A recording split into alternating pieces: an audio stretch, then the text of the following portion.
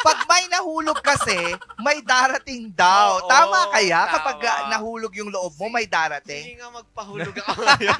Alamin natin ang paliwanag sa paniniwala sa mga kubyertos dito sa Pamaliwanag.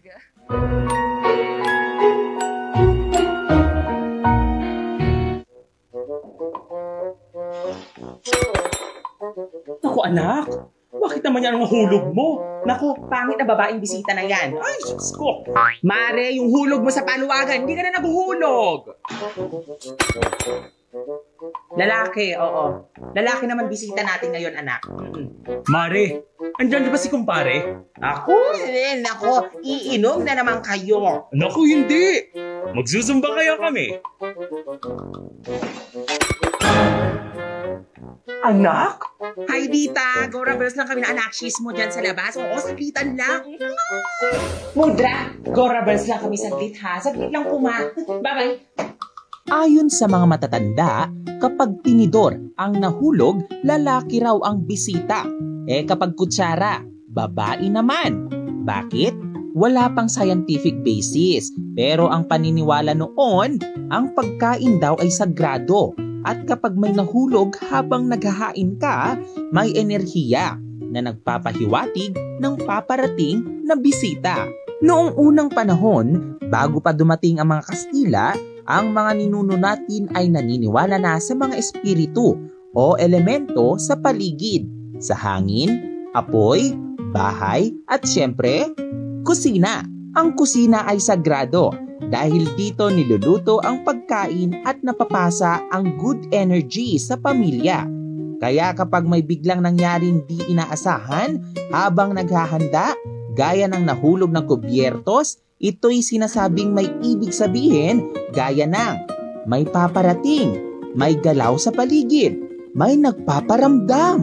Pero real talk mga ka-MB, ang mga pamahiing tulad nito parte na ng kulturang Pinoy. Walang scientific proof ha, pero nakakatuwang pag-usapan. At minsan, parang bonding moment na rin natin yan sa pamilya. O di ba? Si Lola, si Tita, si Mama, may version pa nga ng pamahiing yan. Hala, paano to? Sino naman kaya ang bisita? Nakakaloka, hinulog ba naman yung lutuan? Ano Paano yan? pag rice cooker Kaya, ang inalaglag? Nanay mong may hawak ng pamalo. Oo. Ang magiging bisita mo.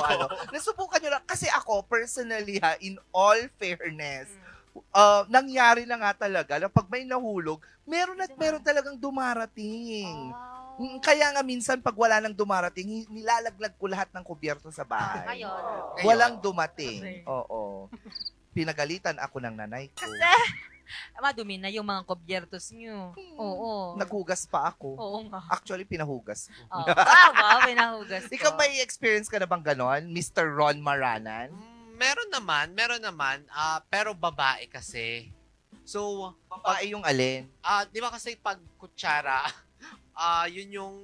pag yun yung nahulog, babae daw. Oo. So, yun yung mga dumadating. Yung, minsan, mga tita ko, mga Diba? oo, Totoo. Ikaw mga hindi mo ganon. pa pala Yung mga try? vacation nilang Na-try quick. kong may mahulog Oo. accidentally, pero walang dumating. Di ba pag ang nalaglag, tinidor lalaki? Di ba? May one time, ang ginawa ko, nalaglag yung kutsara ko. Girl, pinalitan ko ng tinidor. Bakla yung dumating. Ay, bawal palang agad, no? Ganon, oo. Tapos trinay ko din naman, Kwan, yung pangsangkutsa, yung malaki, anong tawag mo doon?